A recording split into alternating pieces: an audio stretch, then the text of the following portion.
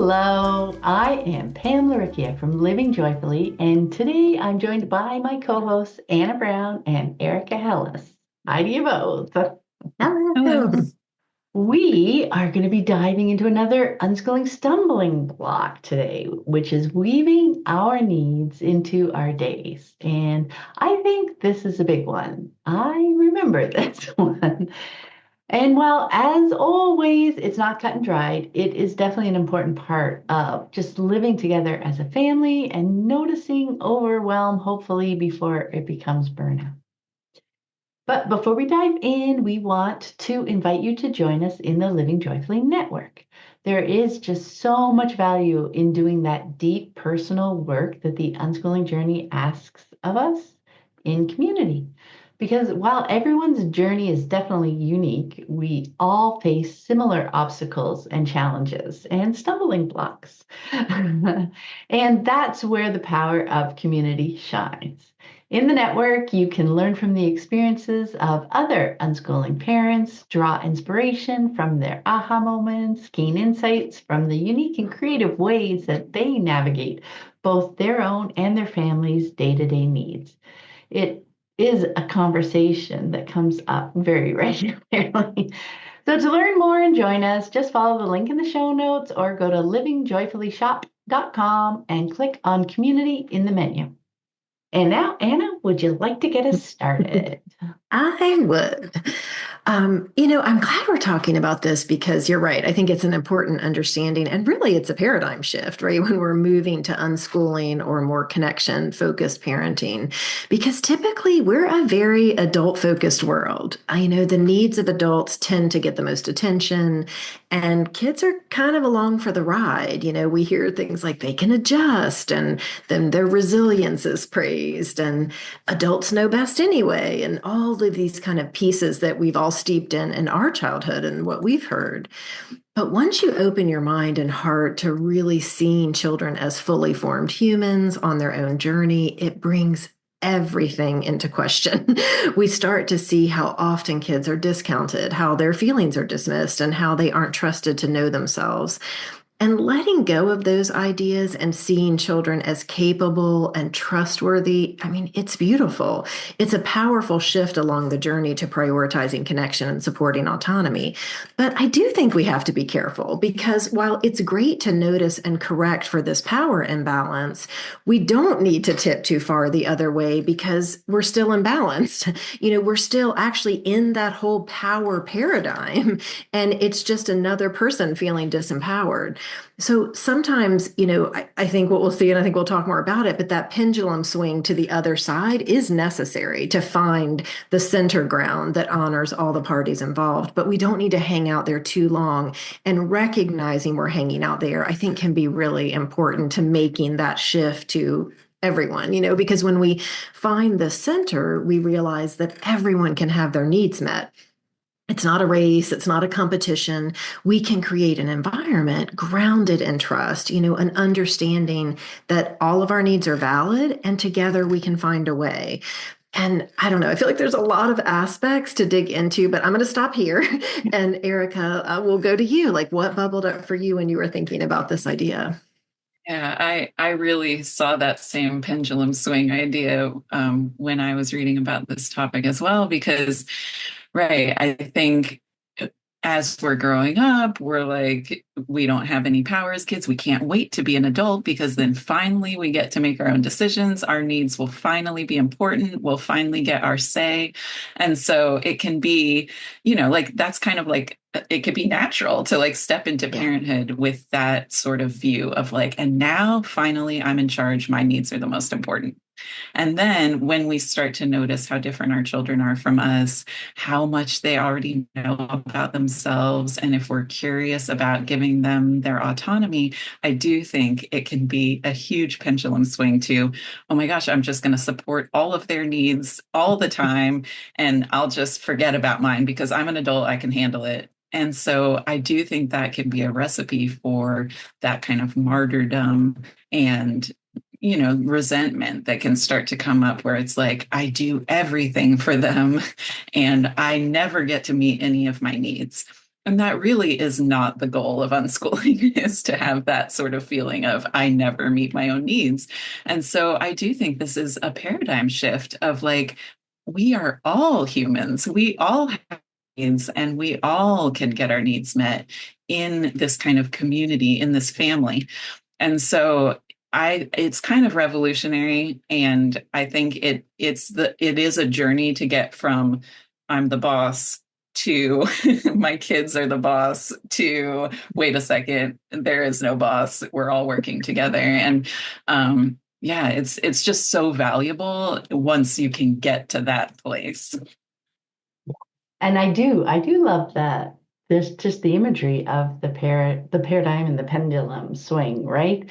And so I just want to say, like, and encourage people to use such loving language for themselves, right? Not like, oh crap, I went too far, or I'm not doing enough. Like the way using it as like something that we're recognizing, using it as a clue. Oh, okay, this is something that I want to think a little bit more about, that I want to consider some more about.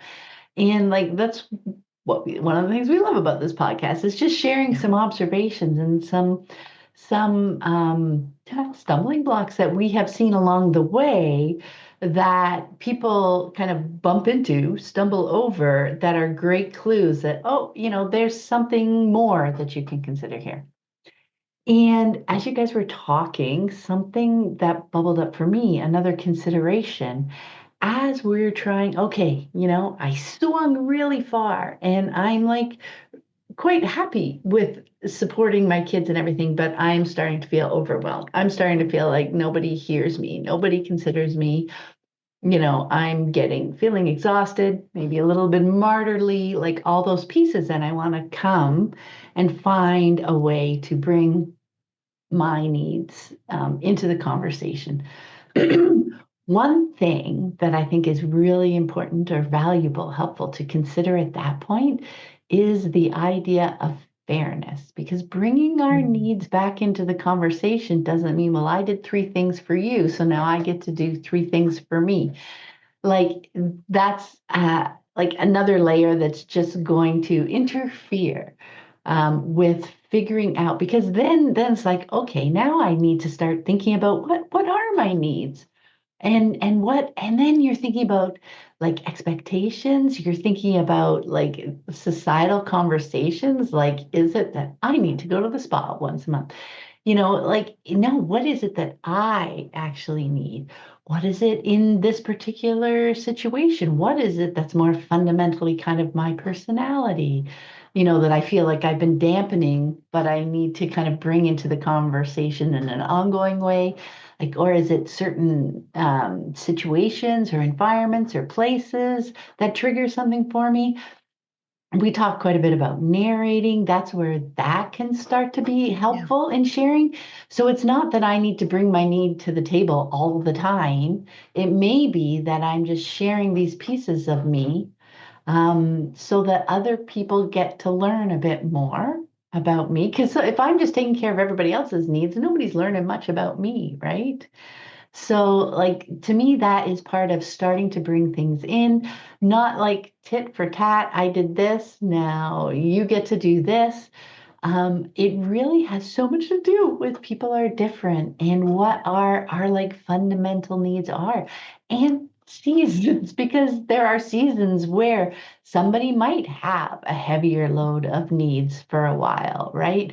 And it's not wrong to consider that and make choices with that in mind as well. There's just so much in there, isn't it? There's so much. And I love that because fair is not equal. So, watch for those kind of old tropes that we can bring in that can end up, again, being a disconnect.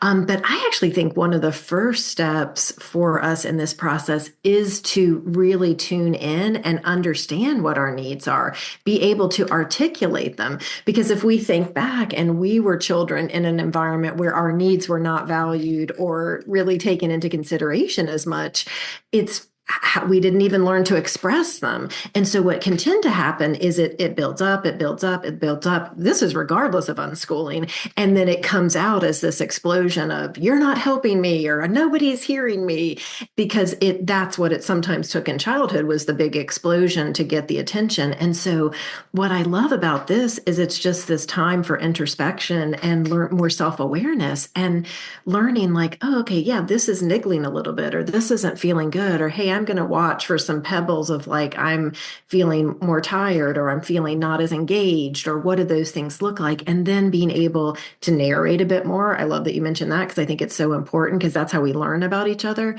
And then also, again, just to be able to articulate, because really that's kind of what this process looks like when you get further down the road, is just everybody being able to casually, without energy, articulate their needs. It doesn't have to be a blow up. It's like, hey, this is what I'm feeling now, and this trust that we can develop that, yeah, these other people care, and we're going to figure it out together. It's not that it's one or the other. And so, yeah, I think that's going to be really interesting, but I do think that's the first place to go, is really, what are my needs and what do they look like? And I love the piece that you said, Pam, about don't borrow your needs from what society's telling you your needs are. You need to have date night. You need to go to the spa once a month. You need to do this stuff. Like maybe those are things that feel good to you. Those two particular things did not feel good to me. So that wasn't where my needs were. And so you really kind of have to shut out the noise to tune in to go, okay, right. So I'm an introvert. I need this time. What does that look like? What fits within the context of my life where it is now and this season, which I think is very valid because it changes. We've seen lots of seasons over these 20 some years of kids. And so, yeah, I think it's just, I love that, just digging in and learning more about yourself, because I feel like sometimes we haven't really been given that opportunity at all. Yeah, right. Right. I think that's kind of why it's such a big paradigm shift, or so challenging maybe in the beginning, is right. We're not really tuned in. We may be more in the role of parent than tuned in to ourselves as unique individuals and thinking about how people are different. But I just love that, like, as we start narrating, even for ourselves, telling ourselves what we are feeling and what's going on for us, and just recognizing the context of the moment. Like, it's just so valuable for us to learn about ourselves. And then it's little clues that our family is learning about us as well.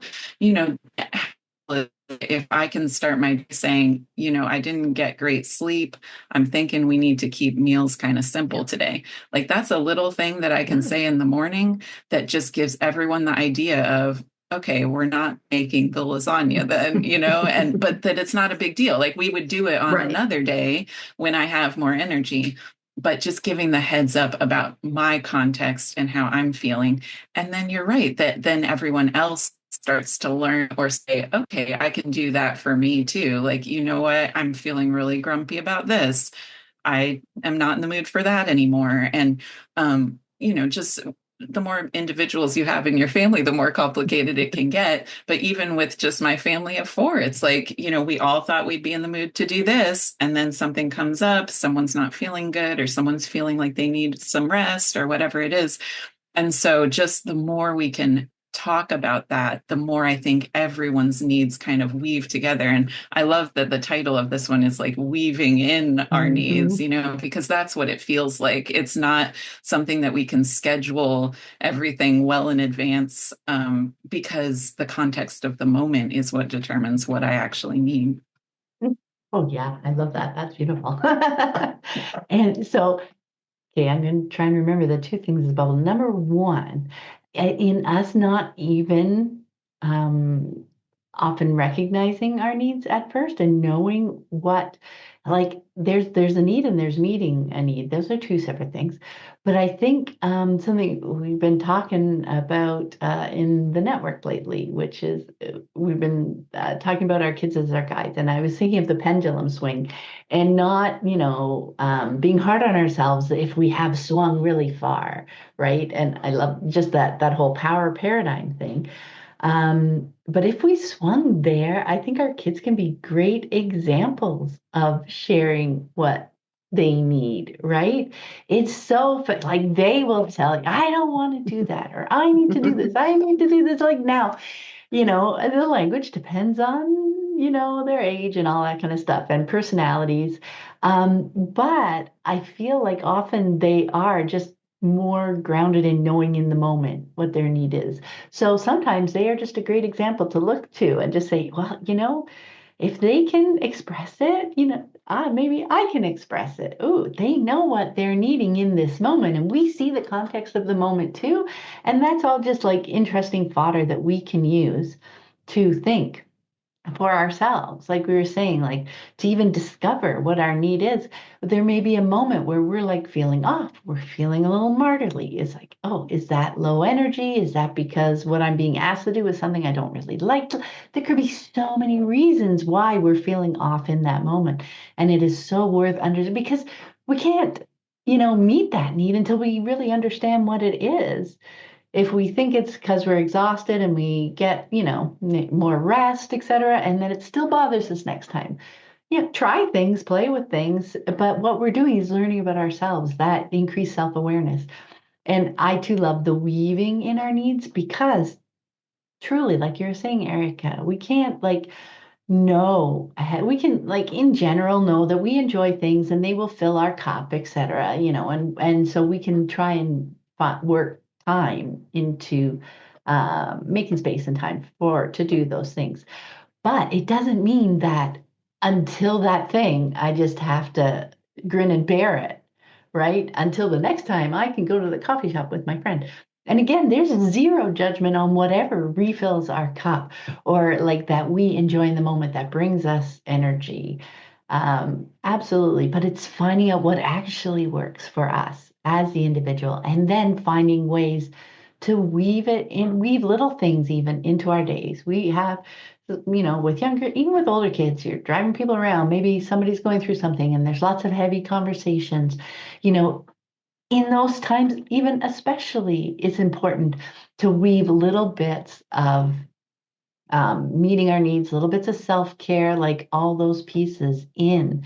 And so, like, to not put all this pressure on these bigger things to kind of meet our needs, but rather notice, you know what, if I have like my favorite tea, or if I go for a walk around the house, or, if I read 2 pages of my book, or maybe like what are the things that just help you ground and recenter and feel, a little bit cared for.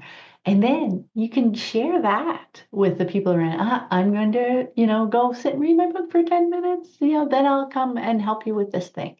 It's those narrating pieces. It's because when you weave it into your day, it's like an ongoing thing of value, right? Versus like, okay, you can do all you want to me. I will do everything. And then once a month, I get to go off and do my own thing. That really doesn't like in long term, really doesn't help them understand the other person. It's the message is they need a break from us because we're a lot. But then, of course, when we're there, it's almost like they need more, right? Because it's like, okay, well, I know that they're there for me. I'll get them to do all the things because then they get their escape. It's just like a different message than just weaving in our needs It into the is. moment. It is a different message. And it was funny because I just jotted the note in front of me while Erica was talking, the pressure that it puts on that time. Like, 'cause so if it's like, oh, it's going to be this time away or this thing, like everything has to be perfect, right? We feel this tension about making it the best we can because it's going to be the thing that refills our cup. And what we've learned so much and talked about so much in the network is it really is those little moments that actually do so much more for our nervous system and for our ability to be present. And that you just said, Pam, was important to me. Like I didn't want that to be the message that I needed a break from you, because that seems to put some kind of responsibility on them too, that they're too much or there's something else there. And it's like, no, I need to figure out how to take care of my needs. And so switching gears just a tiny bit, kind of like going to the practical, I think one of the things that helps with this is to not have that specific outcome in mind. So not that self-care looks like this or meeting my needs looks like this. So if we take even a specific need, it's like, okay, there's different ways to meet that, and this is one you and I have talked about before, Pam, but we both like writing. And in my head, writing before I had kids was a long block of time with nobody around me. Often it was late at night and it was quiet time and the house was quiet or the apartment was quiet or whatever. And then I had kids and it's like that time didn't exist. So there was a part of me that's like, oh, I guess I'm not writing anymore, or that's not going to be a part of my life anymore. But then it was like, oh, actually, what can I do? And it ended up being shorter articles or different things or, like journaling and it was like, okay, I can fit this in. But when I was so fixated on it has to look this one way, it just, I ended up feeling disappointed. I probably had an energy about it. It didn't feel good. And so really letting go of the specific outcome to get into what is it that I enjoy about the particular thing, whatever it is. What is it about it that feeds me? What is it and so for me, it's kind of that intellectual thought, thinking and putting something down on paper and being able to explain something in a way that makes sense to me and to other people, that's really fun for me. And so, okay, I can still do that. And so I think that's kind of a practical piece of it, is to really watch for those set outcomes so that you can get more creative, because that's what I love about this process when we're involving everyone is we're creating this climate of being creative and solving for these different needs in different ways. And you see it play out with every member of the family. And that gets pretty fun. Yeah. Okay. Yeah. Can I jump in for a second? Because Oh, what okay. bubbled up for me there too is like the value of our environment. So it's like part of it is figuring out what was it that I liked about the thing? Like, because I'm like, oh, okay, I really enjoyed this thing. And it was writing for me too was a big one. And then it's like, okay, so but what is it that I enjoy? Like, I'm all disappointed because I can't make it look the way I feel like it needs to look for me. But once I can move through that and get to, okay, let's be a little bit curious, a little bit creative, let's brainstorm some ways. And for me, it's useful to brainstorm as in specifically not discounting every idea I have Right. immediately. Like before I start to process and discount things, I like to have, I don't know, at least 10 or 20 ideas in front of me because then they run the gamut, right? That just kind of breaks the ice of me. I really want it to look this one way. So, like, that is super helpful for me, the brainstorming piece. But then it's like, okay, I think this way might work. And then it's like setting up my environment to make it as easy as possible for me to pop into that, right? Because typically, especially with younger kids, but having kids, your pockets are typically smaller, or else, like you were saying, late at night or early in the morning while everybody's sleeping.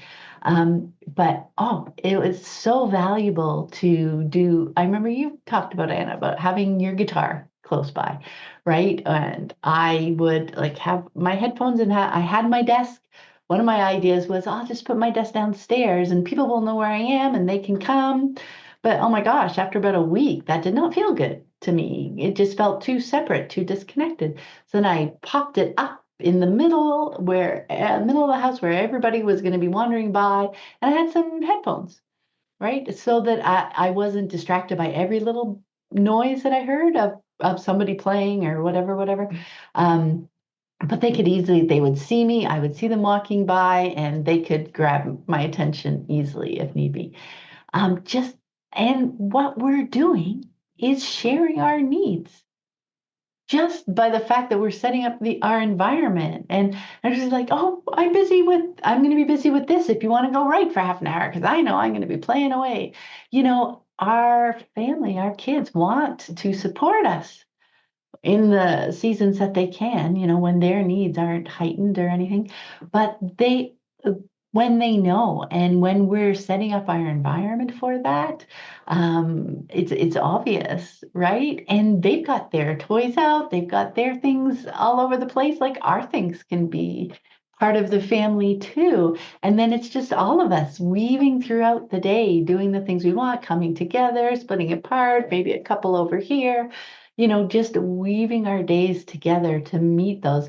And, we feel more seen and heard when our things that we like to do are actually seen by the people and appreciated. Not that we expect them to do them with us or have the same interest, but we can all appreciate everyone's interest, that we all have things that we like to do. Does that make sense?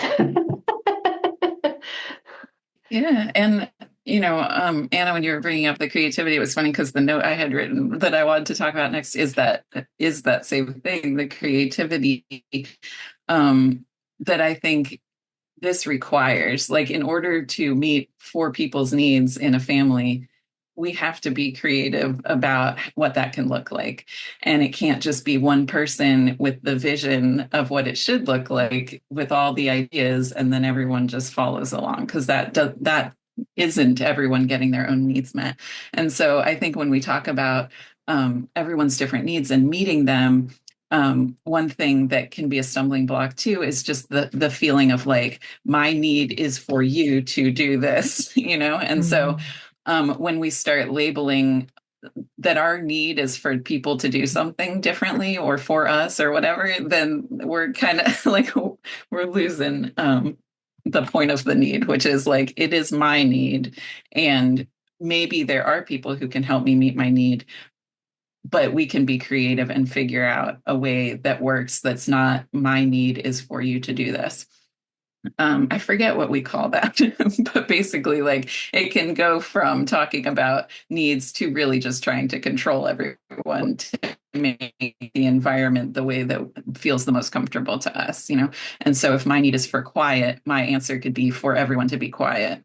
But really, if I'm creative and if we come up with a family solutions that work for everyone, it might not be that they're quiet. It might be that I find a different place to be, or headphones like you're talking about, or there's lots of different things once we can open up to the creative problem solving, rather than just going in with my need is for you to not need me right now, or whatever might come up in our heads. Right. But I think that's about not really being able to articulate our needs, like not really understanding the process of like what our need is and that we're responsible for it. And I think that's a practice thing, so I think that's almost that little red flag, or that, oh, okay, I still have some more work to do to figure out what my actual need here is. Because if it's to control other people, and that's going to make me happy, like you'll find that's a slippery slope that doesn't really end up working out like you think it will. But when we can be real clear about what's happening, I think also what's important about that piece is when we put it on someone else, we can be met with defensiveness, or kind of like, I don't, it sets up a dynamic that doesn't feel as good. But when I can say, gosh, my head is hurting and I just feel like I need quiet right now because it's just been such a long day in this, then they're more inclined to say, oh, I want to help you with that. Like, I can see that you're hurting or that doesn't feel good. But if I'm like, you're too loud, you need to quiet down, without giving that kind of what's happening for me, then it becomes, okay, wait, you're saying there's something wrong with me. You're saying that I'm doing something wrong or bad. And it creates that defensiveness or either shame, depending on the personality and the child. And so just that extra step to really own it is so important. But I think we don't do that because we haven't felt our needs were valid, right? So it's a hard place to go to say, is this need of mine for quiet valid? It's almost easier to kind of strike out in more of an anger or control piece, because that may be what we're used to seeing. So it's cool to kind of unpack that and see what's happening there. Yeah, that was just making me think about like it really is, I think, part of the pendulum swing too. Mhm. When we get too far over, now the kids are having most of or all of their needs met, and we're ignoring ourselves and trying not to have needs or whatever. Then we get that agitation and resentment, and then it comes out as you guys need to do this. You need to stop, doing that. Stop being loud. Go to sleep. All these things. And so, right, I think I think it is just kind of this like getting into that more middle spot on the pendulum where it's not about controlling the other person, but I've been resourcing myself enough that I'm not having those explosions of like everyone here needs to change what they're doing because I have a need right now.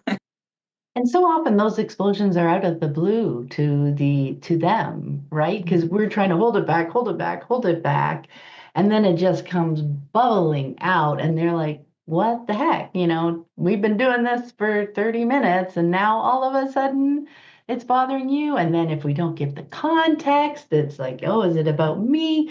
There's just so many mixed messages that can happen there. And yeah, let's get back to that pendulum swing. And I think what can be really helpful, what I found helpful is as I'm trying to explore and find kind of that middle rhythm, it really was, as I'm trying to figure out my needs, it really was bringing that playful attitude to them. Because it's like, okay, I kind of think this is my need. And I think something like this will help. And then we have that conversation, right? Like you're saying, not with a specific outcome, but understanding, I think this is it. Like I need quiet is from I've got pain. Um, and then just trying it. Like when we come and we share something and we say, oh, can we do this? Or do you have any ideas on how this can help? That doesn't mean that's the answer forever whenever we find ourselves in that same situation. Like you said, we just may discover, oh, you know what? That didn't really help as much as I thought it would. I don't feel as resourced. I don't feel like my need was met. Oh, maybe I hadn't identified it. But, we'll be sitting there stewing for ages, forever, trying if we wait until we are sure we've got to the root of our need. So it's okay to play with it a bit and to bring that lighter energy to it because it's just so much easier too to have a conversation about this with someone who is energetically lighter because you feel when the conversation's heavy, like even somebody coming to us, it feels like it's like a yes or a no kind of thing. It doesn't feel like a brainstormy conversation where everybody's gonna, be heard and considered and etc. It's like it's more of an energy like, okay, your kids will learn we can keep sharing ideas, but until they match the idea you have in your head, you're not going to agree to it anyway. So why bother having that brainstorming That's my conversation? mother-in-law. She keeps asking the question until she gets the answer she wants, She bless her. was. So yes. And it's hard and you can see where she's coming from, but it's like, oh, it's hard to have that discussion because it's not a back and forth. It's not a how are you feeling about this? What can we do? There isn't creativity to it. And it really does feel fun, like where we are just figuring it out. And sometimes it's hard. Sometimes there's high emotions because people are feeling very attached to what they need to do in that moment or the timeline's feeling pinched or tight, but there is just this underlying trust of even if it's hard in this moment, we're going to figure it out. We're going to keep at it. We're going to stretch the timeline sometimes because sometimes we can't do everything in one moment, but we can do it over a series of time. I think sometimes for our needs too, looking at the seasons is important. And maybe there's something I'm interested in doing that doesn't fit this season, but what else could give me a great feeling or could be fun or, stimulating for me that does fit into this season. So it's not over attaching to one particular way. That's where I think you're talking about, Pam, the playful and creativity comes into play. And again, that being modeled, that happens for everyone. So they may then, if you had a child that's focused on doing this one thing, with that as the culture, they may be able to say, okay, I really want to do that, but I guess I can wait till Saturday, when we have more time or your partner's here or whatever the other thing is. And let's do this other thing now. And because they know we're going to follow up, we're going to keep doing it. And we want to do that for ourselves as well. Just know that we're not going to keep stuffing the needs down. We're going to keep looking and finding those creative ways that fits in our family at this time. I just want to bring it back one more time to the like making sure that we're really digging down though to know that this is our need and not the role of the mom that I'm supposed to be or whatever, whatever other kind of external things we might have. Because I think it could be super distracting to be like, I need I need to be doing these million things, in December to get ready for the holidays because that's what a good mom would do, or, whatever kind of ideas we might have in our minds. So really tuning into like, what do I really love? What do I really like? What really fills me up? And then encouraging everyone else in the family to do the same. Like that's when we really get to the real needs. The kind of why behind it. I think that helps. Yeah. I will remember to link in the show notes. I have a blog post called Am I Playing the Role of Mother? So yeah, it kind of digs into that. It's really interesting stuff to think about. I love that. All right. Thank you so much for joining us, everyone. We hope you enjoyed our conversation around the value and the importance and the playfulness of weaving our needs into our family's conversation. And if that's whetted your appetite to explore it more deeply, we invite you to join us in the Living Joyfully Network. Imagine no longer feeling so alone in your family's choices. Imagine being part of a group of like-minded individuals who acknowledge and encourage you as we walk alongside each other on this amazing journey. We are so excited to welcome you. To learn more and join us, just follow the link in the show notes or go to livingjoyfullyshop.com and click on community in the menu, and wishing everyone a lovely day. Bye. Bye. You take care.